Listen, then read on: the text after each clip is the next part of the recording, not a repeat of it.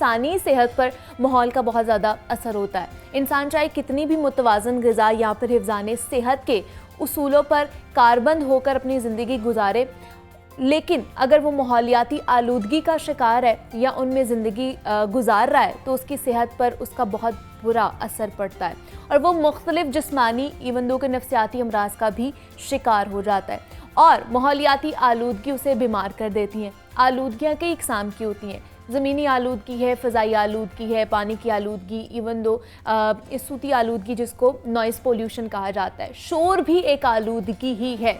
जैसे जैसे हमारे शहर की आबादी बढ़ती जा रही है और वैसे वैसे ट्रैफिक बढ़ रही है और शहर में बेहंगम ट्रैफिक नॉइज़ पोल्यूशन पैदा कर रही है जो हमारी सेहत पर इंतहाई ख़तरनाक असरात मुरतब कर रही है, जिनमें नफ्सियाती मसाइल के साथ साथ समात के जो हमारे मसाइल हैं वो भी पैदा हो रहे हैं। तो हमारी सुनने की जो सलाहियत है वो मुतासर हो रही है।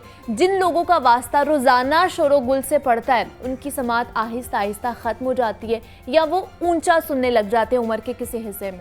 तो नॉइज़ पोल्यूशन हमारी सुनने की सलाहियत को कैसे मुतासर करती है और कानों से मुतालिक कौन कौन सी बीमारियाँ पैदा हो सकती हैं, इनसे बचा कैसे जा सकता है, इस पर आज हम बात करेंगे। हमारे साथ इस वक्त मौजूद हैं प्रोफेसर डॉक्टर नुखबतुल्लाह अवान है, ENT स्पेशलिस्ट हैं। डॉक्टर साहब आपको वेलकम कहती हूँ जागो लाहौर में, कैसे हैं आप? थैंक यू वेरी मच जी, अल्लाह का शुक्र। में डॉक्टर साहब ये जो नॉइज़ पोल्यूशन है ये बहुत ज़्यादा बढ़ती जा रही है। जैसे जैसे मैंने बताया कि शहर लाहौर की आबादी बढ़ रही है, ट्रैफिक बढ़ रही है, उसकी वजह से नॉइज़ पोल्यूशन बढ़ रही है। तो इसके असरात हमारे कानों पर किस तरह पड़ते हैं, किस तरह हमारी जो समात है वो मुतासर होती है? अच्छा, इसमें इस तरह से है कि जो शोर है जी, ये एक बड़ा वेल नोन इसका इफ़ेक्ट है कि ये हमारी हेयरिंग को मुतासर करता है। ठीक है। और इसमें एक तो ट्रैफिक की वजह से है, उसके अलावा जो इंडस्ट्रियल नॉइज़ पोल्यूशन है, अच्छा, वो इसकी एक और रीज़न है। तो इसमें अगर हम डेली बेसिस पे बहुत ज़्यादा देर के लिए बहुत ऊंची आवाज़ को एक्सपोज होते हैं तो ये हमारे जो सुनने की सलाहियत है उसको मुतासर कर सकती है। अच्छा, दूसरा इसमें यह है कि बहुत ज़्यादा लाउड साउंड हो, जैसे खुदा न खास्ता कोई बम ब्लास्ट या कोई एयरप्लेन का क्रैश है, उसकी वजह से हमारी समात फ़ौरन ख़त्म हो जाती है। अच्छा। और ऐसी कौन कौन सी चीज़ें हैं, ऐसी कौन सी प्रैक्टिस है जिसकी वजह से आहिस्ता आहिस्ता कम होना शुरू हो जाती है और उम्र के ऐसे हिस्से में जाके बिल्कुल ख़त्म हो जाती है? अच्छा, उसमें इस तरह से है कि कान की स्पेशली जो सुनने की सलाहियत है वो तो बहुत सारी चीज़ों पे डिपेंड करती है। फॉर एग्ज़ाम्पल उसमें बहुत सारे मल्टीपल फैक्टर्स हैं जो कि हमारे माशरे में बड़े कामन हैं, जैसे कि शुगर है, जी जी, ब्लड प्रेशर है, दिल की बीमारियां हैं, जोड़ों का दर्द है, मुख्तलिफ दवाइयां हैं, ये सारी वो चीज़ें हैं। और फिर एज, उम्र इन बज़ाते ख़ुद एक ऐसा फैक्टर है कि जिसके साथ जैसे जिस्म के बाकी सारे अज़ा कमज़ोर होते हैं, इसी तरह से ऑब्वियसली कान की जो सुनने की हिस्सा है वो भी मुतासर होती है। अच्छा, तो ये सारे फैक्टर्स हैं, ब्लड प्रेशर है, शुगर है, इस्कीमिक हार्ट डिजीज़ है, दवाइयाँ हैं, ये सारी वो चीज़ें हैं जो हमारे कान सुनने की सलाहियत को मुतासर करती हैं। लेकिन डॉक्टर साहब डेली रूटीन में हम ऐसी कौन सी चीज़ें कर रहे होते हैं, ऐसी कौन सी प्रैक्टिस कर रहे होते हैं जिनकी वजह से हमें ये बीमारियों का शिकार हो सकते हैं, ख़ासतौर पर कान से रिलेटेड जो है? डेली की अगर हम अपनी रूटीन लाइफ में बात करें तो उसमें एक तो वही आपने जो पहले जिक्र किया हमने, नॉइज़ पोल्यूशन है कि हम कितना उसको एक्सपोज होते हैं। उसके अलावा जो हमारा लाइफस्टाइल है, डाइटरी डेफिशिएंसी है, खुराक में अच्छा, खुराक के हवाले से अगर हम बात कर लें तो डाइटरी डेफिशिएंसी है जो कि हमारी सुनने की सलाहियत को मुतासर कर सकती है।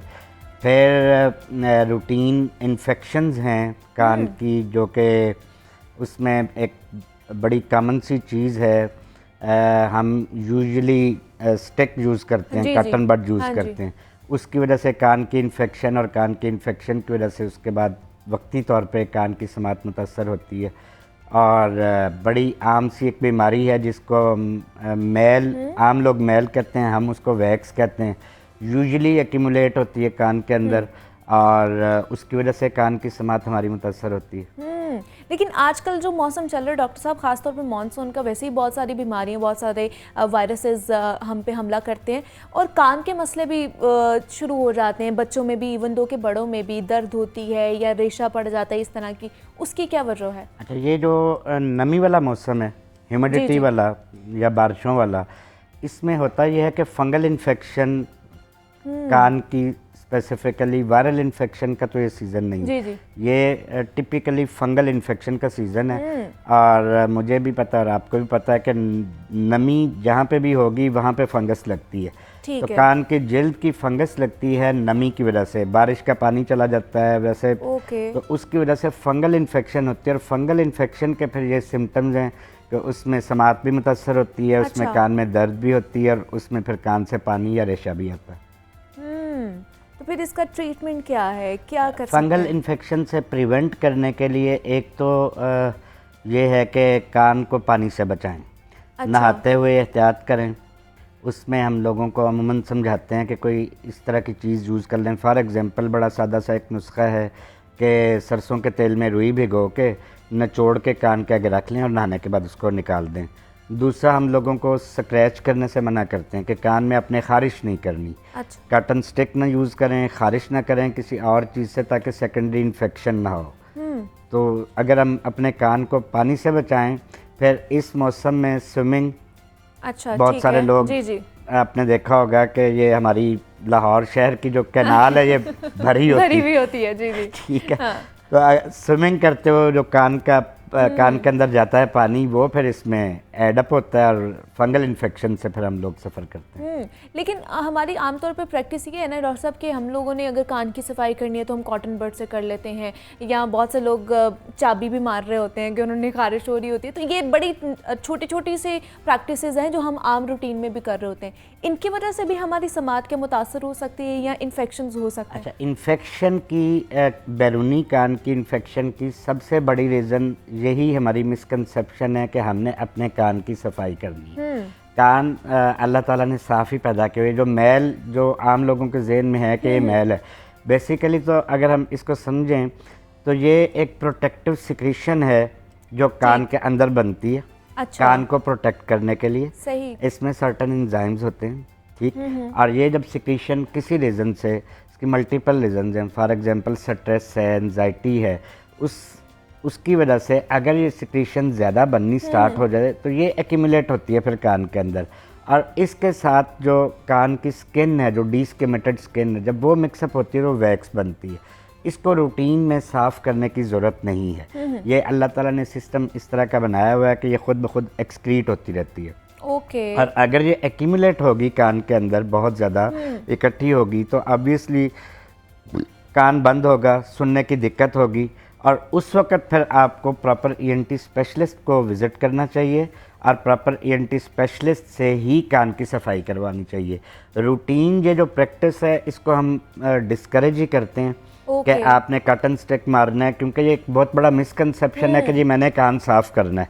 अब वो कॉटन स्टिक जब हम लगाते हैं तो बैरूनी कान की इन्फेक्शन की सबसे बड़ी रीज़न कॉटन स्टिक यूज़ करनी है। या किसी भी चीज़ से जब आप स्क्रैच करते हैं, चाहे वो फिंगर नेल है, चाहे वो की है, चाबी है, हेयर पिन है, उससे जब आप स्क्रैच करेंगे तो इन्फेक्शन होगी। और इस इन्फेक्शन के नतीजे में जो कान में दर्द, इनिशियल सिम्टम ये है कि कान में दर्द होती है और उसके साथ कान बंद हो जाता है। जो कान में जो दर्द है इसके साथ वो इतनी सवियर पेन है कि दैट इज़ नॉट टॉलरेबल। और अगर वो किसी को वैसे ना ये अंदाज़ा हो रहा हो कि कॉटन स्टिक से क्या हो सकता है, तो जब हम एक मरतबा उससे ये वो खुदा ना खास्ता इस तकलीफ़ से गुजरता है तो दोबारा फिर वो लोग कान की सफाई से अवॉइड ही करते हैं। वो कहते हैं डॉक्टर के पास जाना ज़्यादा बेहतर है, खुद नहीं ऐसे करनी।